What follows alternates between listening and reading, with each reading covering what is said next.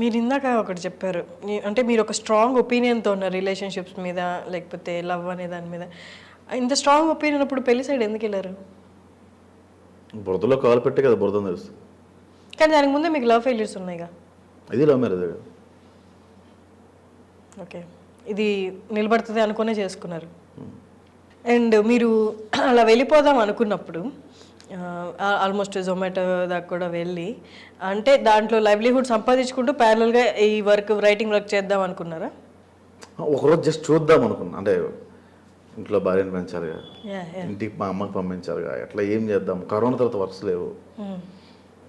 అప్పటికి చాలా డబ్బులు కొంచెం ఫ్రెండ్స్ మోసం చేసి పట్టుకెళ్ళిపోయారు. చాలా పెద్ద అమౌంట్ పట్టుకెళ్ళిపోయారు. చాలా హ్యూజ్ అమౌంట్ యాక్చువల్గా. నేను మూవీస్లో పెట్టా, మూవీస్ తీద్దామనా? నేను ఫ్లాట్ కొనుక్కుందాం దాచుకున్న డబ్బులు. అది చాలా పెద్ద అమౌంట్. అది పట్టుకెళ్ళిపోవడం, మళ్ళీ డిప్రెషన్లో వెళ్ళిపోవడం, మళ్ళీ కోపం పెరిగిపోవడం. ఎట్లా పట్టుకెళ్ళిపోవడం అంటే మళ్ళీ ఇస్తామని తీసుకుని తర్వాత యాక్చువల్గా బిజినెస్ చేసాం, మా పార్ట్నర్షిప్లో ఉండే. అది పట్టుకెళ్ళిపోయారు అట్లా డబ్బులు. మోసం చేశారు, ఏవో చెప్పారు, ఎక్కడెక్కడ వెళ్ళి ఎంజాయ్ చేస్తున్నారు వాళ్ళు. లేవురా వేరే ఫ్రెండ్స్తో వచ్చామని చెప్పేవాళ్ళు. అట్లా చాలా జరిగాయి. దీనికి ముందు ఏదైనా మూవీస్కి రాసి ఆగిపోయిన మూవీస్ ఏమైనా ఉన్నాయి అంటే మీకు రైటర్గా పెట్టిన పేరు అట్లా? ఇప్పుడు కార్డు వేసుకోవాలి. ఇప్పుడు 4 సినిమాలు కమిట్ అవి పడుతున్నాయి. దానికి ముందు అసలు ఎప్పుడు ఆఫర్? నేను రైటర్ అవ్వాలి అట్లా ఏం పెట్టుకోలేదు. మన క్యారెక్టర్ పడుతుంది, మనకు ఛాన్స్ ఉంటుంది, రాసుకునే ఛాన్స్ ఉంటుంది. మన క్యారెక్టర్ బాగా రాసుకోవచ్చు, నచ్చితే ఉంచుకుంటారు, లేకపోతే లేదు, అట్లా అనుకునేవాడిని. ఆపర్చునిటీస్ కూడా ఇది పెద్ద ఆపర్చునిటీ, ఇక్కడ నుంచి లైఫ్ మారిపోతే అనుకున్న ఆపర్చునిటీస్ ఏమైనా ఉన్నాయా మావిడాకులకి ముందు? లేవు. ఓకే, యాక్టర్గా వచ్చాయి. ఈటీవీ ప్లస్లో నేను లైఫ్ ఈజ్ బ్యూటిఫుల్ అని చేసినప్పుడు అక్కడ కమిట్ అయ్యాను నేను. ఆ డేట్స్ సెట్ అవ్వలేదు టైంలో. ఏంటో సినిమాల్లోకి వస్తే సీరియల్లో పడ్డాం అనిపించింది. అప్పుడు పోయాయి. అవి చేస్తుంటే మంచి మంచి రోల్స్ చేసేవాడిని. హిట్ అయ్యాయి కూడా, బాగా మంచి సినిమాలు అయ్యేవి. ఓకే, అంటే ఇప్పుడు మీరు చెప్తుంటే అంటే ఒక మూవీస్కి ఇక్కడ కెరియర్ ఫామ్ చేసుకుందాం అని వచ్చిన ప్రతి పర్సన్ ఎన్ని ఫేస్ చేయాలో A to Z అన్నీ మీరు ఫేస్ చేశారు. పర్సనల్ లైఫ్లో కానీ, మూవీ కెరియర్ వైజ్ కానీ, మీరు మోసపోవడం కానీ, వాళ్ళు మిమ్మల్ని వాడుకోవడం కానీ, అది రైటింగ్ పరంగా కానీ, ఇంకో విధంగా కానీ. ఈ హోల్ ప్రాసెస్లో మీకు ఉండి ధైర్యం, మీరు ఇందాక అన్నారు వెనక్కి వెళ్ళిపోతాను వర్కౌట్ కాదన్న క్వశ్చన్ ఎప్పుడు రాలేదు నాకు అని. బట్ స్టిల్ ఏదో ఒక డ్రైవింగ్ ఫోర్స్ ఉండింది కదా ఇక్కడ ఉండగలను అని. ఏంటి ఆ డ్రైవింగ్ ఫోర్స్? రైటింగ్. కానీ మంత్ అంతా వర్క్ ఉండదు కదా? ఉండదు. అంటే ఇప్పుడు పక్క అన్ని మీవి అనుకున్నవన్నీ పడిపోతున్నాయి, పక్కకి వెళ్ళిపోతున్నాయి, మీ దారిలో నుంచి వెళ్ళిపోతున్నాయి. బట్ స్టిల్ అక్కడే ఉండి మీ వర్క్ని ఆనందిస్తూ ఉండగలిగారంటే ఏదో ఒకటి ఉండాలి కదా. అంటే ఒక ఇద్దరు ఫ్రెండ్స్ సపోర్ట్ చేశారు. కొన్ని సందర్భాల్లో వాళ్ళు చేయగలిగారు. సంపత్ నారాయణ అని, తన కాప్ వైజాగ్లో పోలీస్ జాబే చేస్తాడు. అప్పుడప్పుడు నాకు డబ్బులు పంపించేవాడు. నువ్వు ఎప్పుడైనా డబ్బు లేనప్పుడు చెప్పు, అప్పు చేసాను పంపిస్తాను, నువ్వు ఏదో చేస్తావని నమ్ముతున్నాను నేను అని అప్పుడప్పుడు పంపించేవాడు. తను పెళ్ళి అయిన తర్వాత పంపించాడు. యాక్చువల్గా పెళ్ళి అయిన తర్వాత నేను డీప్ స్ట్రీట్లో ఉన్నప్పుడు పంపించాడు చాలాసార్లు. కరోనాలో కూడా పంపించాడు తను. సో అట్లా హెల్ప్ చేశాడు. అప్పుడప్పుడు కొన్నిసార్లు బేస్ అయ్యా ఇంకా అవ్వకూడదు ఇంకెవరి మీద అని. కరోనాలో ఏం చేశారు ఆ 2 years? ఖాళీ ఇంట్లో కూర్చొని రాసుకోవడం, ఏం చేయలేదు. ఏదైనా మంచిది మూవీ కానీ సిరీస్ కానీ రాశారు ఆ టైం? ఒక కథ రాసా. అది యాక్చువల్గా ఈ మధ్యన పట్టాలు ఎక్కాల్సి ఉండే, కానీ మళ్ళీ సడన్గా నాకు కొంచెం డేట్స్ కొంచెం ఇప్పుడు బిజీ అయ్యాను కదా, 4-5 months అది స్టార్ట్ చేద్దాంలే అని అట్లా. మీరు మీ ఓన్ డైరెక్షన్లో ఎవరికైనా పిక్ చేశారా ఇప్పుడు స్టోరీస్? రైటర్గా కాకుండా మీరు డైరెక్టర్గా పిక్ చేశాను. ఒక 2-3 పెద్ద ప్రొడక్షన్లో పిక్ చేశాను. యాక్చువల్గా అందరికి నచ్చింది ఆ కథ. వెళ్ళిపోదామని అనుకున్నాం మేము. పరంగా కొంచెం ఈ 2-3 సినిమాలు చేస్తున్నాయి 3-4 monthsలో. అందుకని అంటే రైటింగ్ అండ్ యాక్టింగ్ ఉంటాయి. ఓన్లీ యాక్టింగ్ రైటింగ్ రెండు. అంటే కొన్ని సినిమాలు రైటింగ్ చేస్తున్నా, కొన్ని సినిమాలు యాక్టింగ్ చేస్తున్నా. ఇది కంప్లీట్ అయిపోయి కదా స్టార్ట్ చేద్దాం. ఇది బౌండెడ్ చేసుకుని పెట్టుకున్నది. అన్ని ప్రొడక్షన్లు ఓకే చెప్పాయి. ఇంకేంటి మీరు అనుకునేది స్టార్ట్ అయిపోయింది కదా మీ టైం? ఏమో డోర్ ఓపెన్ అయింది అంతే. లోపలికి సక్సెస్ అంటే సక్సెస్కి ఫస్ట్ స్టెప్ అనే చెప్పొచ్చు.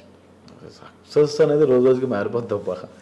ఇప్పుడు ఈ మావిడాకులు హిట్ 2 నెలల తర్వాత ఒకటి మర్చిపోతుంది, ఇంకోటి వస్తుంది. అది కరెక్టే. ఇప్పుడున్న ట్రెండ్లో కొత్త డేటా రోజు రోజుకి ప్రొడ్యూస్ అవుతున్న టైంలో ఇంకొక సీజన్ నేను చేస్తే వాళ్ళకి చిరాగేస్తుంది. అబ్బా ఇంకా ఆపేరా బాబు చాలు అంట. అది అందంగా ఉన్నప్పుడు ఆపేయాలి.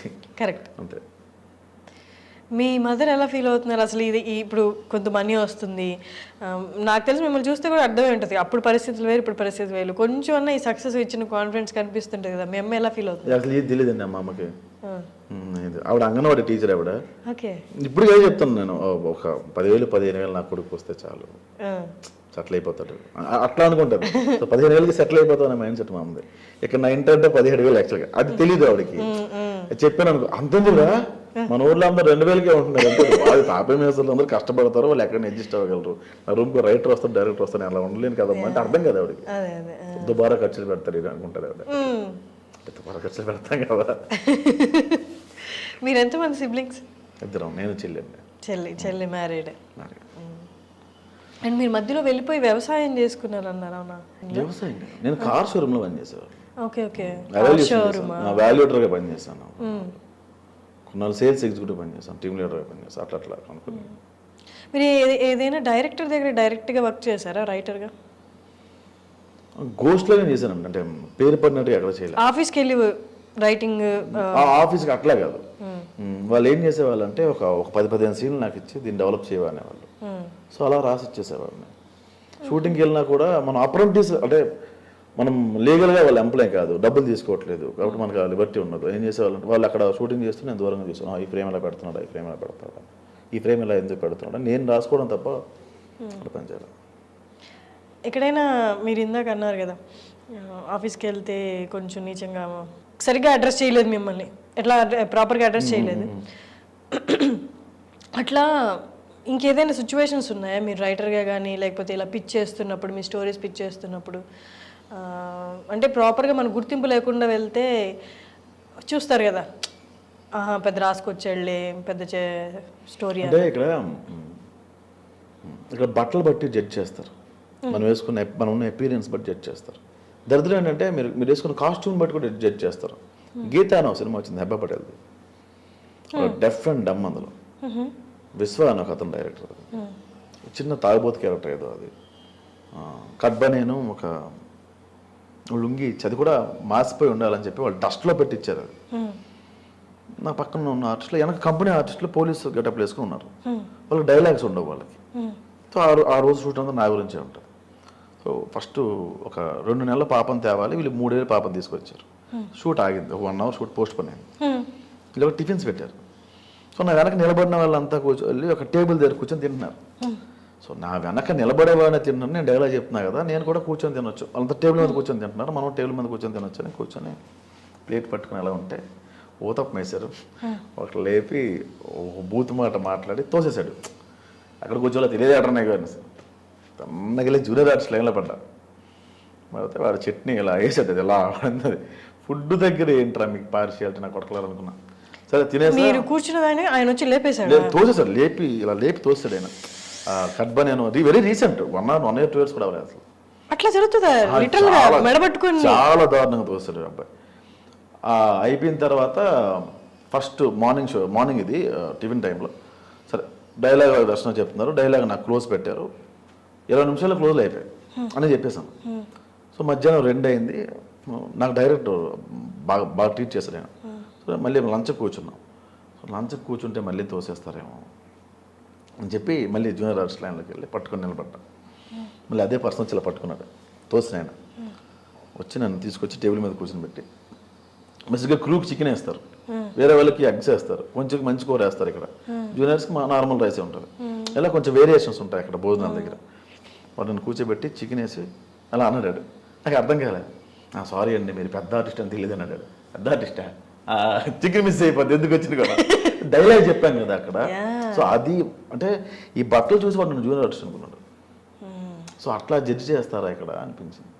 కాకపోతే బాగా చీట్ ఇట్లా ఇది కాదు నాకు చాలా గలీజ్గా ఉంటుంది కాస్ట్యూమ్స్ అన్నీ.